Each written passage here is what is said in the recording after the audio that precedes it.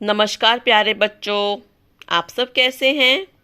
आपका अपने channel learn by fun में स्वागत है। आज की इस वीडियो में हम एक नए अध्याय जिसका शीर्षक है प्रायश्चित उसको पढ़ेंगे। यह कहानी श्री भगवती चरण वर्मा जी द्वारा लिखी गई है। इस कहानी का उद्देश्य समाज में फैली कुरीतियों जैसे कि अंधविश्वास को लोग किस प्रकार प्रयोग करके अपना स्वार्थ सिद्ध करते हैं। जैसे कि जो पंडित लोग होते हैं, जो ढोंगी लोग होते हैं, वो ईश्वर के नाम का दुरुपयोग करते हैं और लोगों को डराते हैं। अगर आपने ये काम नहीं किया तो आप नरक में जाएंगे, आप स्वर्ग में जाएंगे। अगर आपने ऐसे नहीं किया तो आपके साथ ऐसे बुरा हो सकता है। डराते हैं अपना स्वार्थ सिद्ध करने के लिए। अंधविश्वास का मतलब होता है कि जब हम किसी की बातों पर आंखें बंद करके विश्वास कर लेते हैं, उसके पीछे को कारण समझने की कोशिश नहीं करते हैं। जैसा उन्होंने कहा हम वैसा करने के लिए मान जाते हैं और सोचते नहीं हैं कि क्या सही है और क्या गलत है। हमें ऐसी कुरीतियों से बचने की बहुत आवश्यकता है कि लोग हमारे इस चीज़ का फ़ायदा उठा लेते हैं। चलिए पाठ का आरंभ करते हैं। इस कहानी के मुख्य पात्र हैं बिल्ली, जिसका नाम है कबरी, जो रामू की बहू से बहुत प्यार करती है क्योंकि उसे रामू की बहू के घर से खाने पीने को बहुत सामान मिल जाता है, जैसे खीर, रबड़ी, मलाई, दूध आदि। और दूसरे मुख्य पात्र हैं रामू की बहू, जो कबरी बिल्ली को बिल्कुल भी पसंद नहीं करती है। इसका कारण यह है कि जब अपने पति रामू के लिए कुछ खाने का सामान बनाती है या बाजार से उसके लिए कुछ लेके आती है तो कबरी बिल्ली पीछे से आकर सब कुछ चट कर जाती है। तीसरे मुख्य पात्र हैं पंडित परमसुख जी, जो एक ढोंगी पंडित हैं जो अपना स्वार्थ सिद्ध करने के लिए कुछ भी कर सकते हैं। चौथे मुख्य पात्र हैं रामू की माँ, जो पंडित जी के बहकावे में आ जाती है और उनके के अनुसार कुछ भी करने को तैयार हो जाती है। चलिए इस कहानी की शुरुआत करते हैं। कबरी बिल्ली जो रामू की बहू से बहुत ज़्यादा प्यार करती है, जिसका कारण ये है कि उसे घर में कुछ न कुछ खाने को मिल जाता है, जैसे कि खीर, मलाई, दूध, रबड़ी आदि। रामू की बहू कबरी बिल्ली से बहुत परेशान है क्योंकि वो उसके घर में रखी सारे सामान को तहस नहस कर देती है, खाने पीने के सामान को चट कर देती है और बर्तनों के हाथ तोड़फोड़ करती है। एक दिन रामू की बहू अपने पति रामू के लिए खीर बनाती है और उसे बनाकर ठंडा होने के लिए ऊंचे स्थान पर रख देती है। जब वो वापस आती है तो देखती है कि कबरी बिल्ली ने सारी खीर खा ली है और रामू की बहू को देखती वो वहाँ से भाग जाती है। तो रामू की बहू पर खून सवार हो जाता है। वो सोचती है न रहेगा बांस न बजेगी बांसुरी। इसका मतलब है कि जब हम किसी समस्या के कारण को ख़त्म कर देते हैं तो वो समस्या नहीं रहती, अर्थात वो कहीं अगर बिल्ली मर जाएगी तो समस्या भी ख़त्म हो जाएगी, तो उस सामान को खाने के लिए बिल्ली नहीं बचेगी। तो रामू की बहू कबरी बिल्ली की हत्या करने के लिए तैयार हो जाती है। एक दिन रामू की बहू एक कटोरा दूध लेकर कमरे के दरवाजे की दहलीज पर रखकर चली जाती है।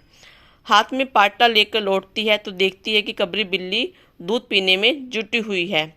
वो सोचती कि अच्छा मौका है, इसलिए पूरा बल लगाकर पाटा वो बिल्ली पर फेंक देती है।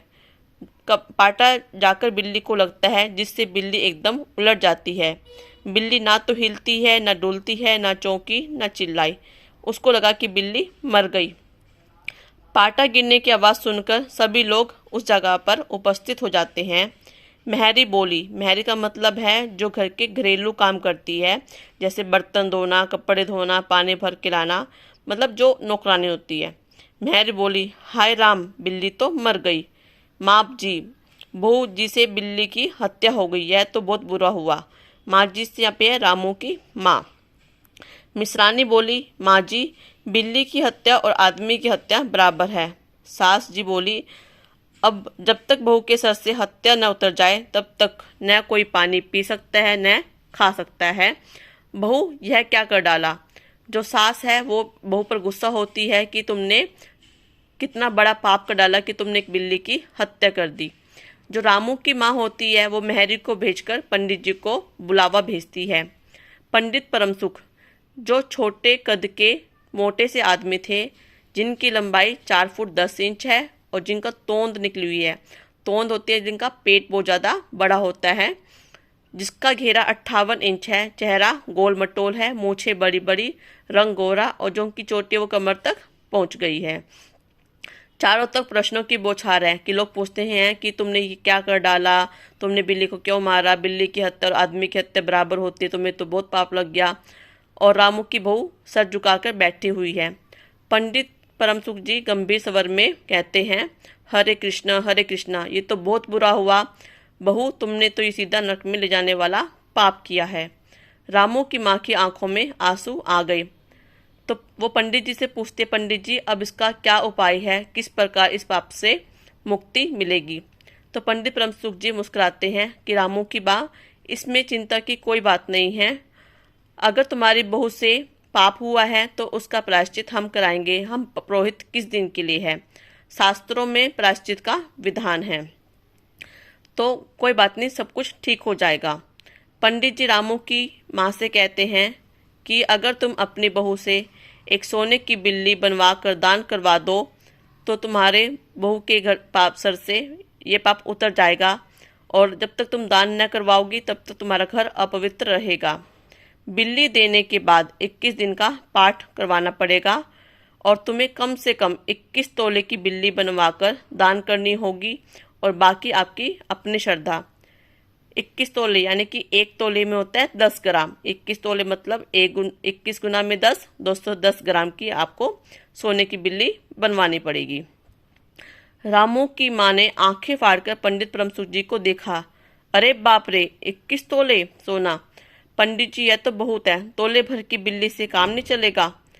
तो पंडित जी और रामू की माँ में मोल तोल शुरू होता है, और जो मसला है, मसला का मतलब है कि वो जिस विषय पर बात कर रहे हैं, 11 तोले सोने की बिल्ली पर ठीक हो जाता है।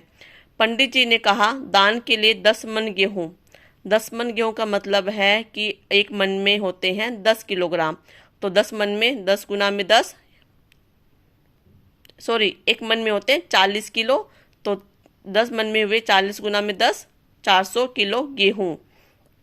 एक मन चावल मतलब एक मन में होते हैं 40 किलो, तो 40 किलो चावल, 1 मन दाल, मन भर तेल, 5 मन जौ और 5 मन चना, 4 पसेरी घी।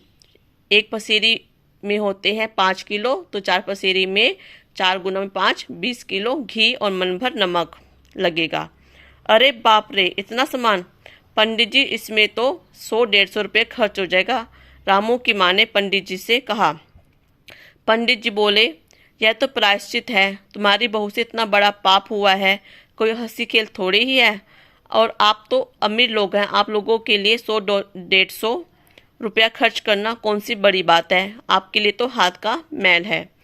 उन्होंने कहा। रामू की माँ, एक तरफ तो बहू के लिए नरक है, नरक कह के जो पंडित जी हैं वो रामू की माँ को डराते हैं, अगर तुमने ये दान नहीं किया तो तुम्हारी बहू को नरक भोगना पड़ेगा, कि जब इंसान मर जाता है तो उसे नरक में ले जाते हैं और उसको तरह तरह की यातनाएं, मुश्किलों का सामना करना पड़ता है। और दूसरी तरफ तुम्हारे जिम्मे थोड़ा सा खर्च है, तो उससे मुंह न मोड़ो। फिर पंडित जी देखते हैं कि रामू की माँ नहीं मान रही है, तो वो बिगड़ जाते हैं और वो अकड़ते हैं और कहते हैं, अगर तुमने ऐसा नहीं किया तो मैं चला। इतना कहकर पंडित जी ने अपना पोथी पत्रा बटोरा। रामू की माँ ने बहू को नरक में ले जाने के डर से वो पंडित जी के पैर पड़ जाती है और पंडित जी अपना जमकर आसन पर बैठ जाते हैं।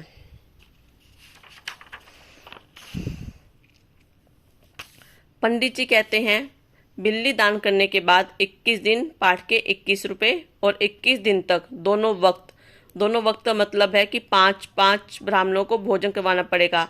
वक्त का मतलब है कि 2 समय, जैसे कि सुबह और शाम। फिर पंडित जी कहते हैं कि इसकी चिंता न करो, मैं 5 ब्राह्मणों का भोजन खुद कर लूँगा, तुम्हें अलग से पंडित बुलाने की ज़रूरत नहीं है। अगर तुम मुझ अकेले को ही भोजन करा दोगी तो तुम्हें 5 ब्राह्मणों के भोजन कराने का फल मिल जाएगा। पंडित जी कहते हैं, अच्छा तो प्रायश्चित का प्रबंध कराओ, 11 तोले सोना निकलवाओ और मैं उसकी बिल्ली बनवाकर 2 घंटे में वापस आ जाऊंगा। तब तक पूजा का सब प्रबंध करके रखो। पूजा का सब प्रबंध मतलब 10 मन गेहूँ, चावल, जौ, चना, घी आदि। और देखो पूजा के लिए पंडित जी की बात खत्म भी नहीं हुई कि मैरी हाफती हुई कमरे में घुस आई। हाफती हुई मतलब भागी भागी कमरे में घुस आती है। सभी हैरान हो जाते हैं। रामू की माँ घबराकर कहती है, अरे अब क्या हुआ री? मैरी ने लड़खड़ाते हुए आवाज में कहा, माँ जी बिल्ली तो उठकर भाग गई। बिल्ली मतलब मरी नहीं है, वो जिंदा है। मैरी का यह कहना था कि पंडित परमसुख को तो मानो सांप सूंघ गया। सांप सूंघने का मतलब है कि वो एकदम मैरी की बात सुनकर चुप हो गए। फिर वो हरे राम करते हुए अपना पोथी पतरा समेटकर वहां से बिल्ली की तरह ही भाग गए।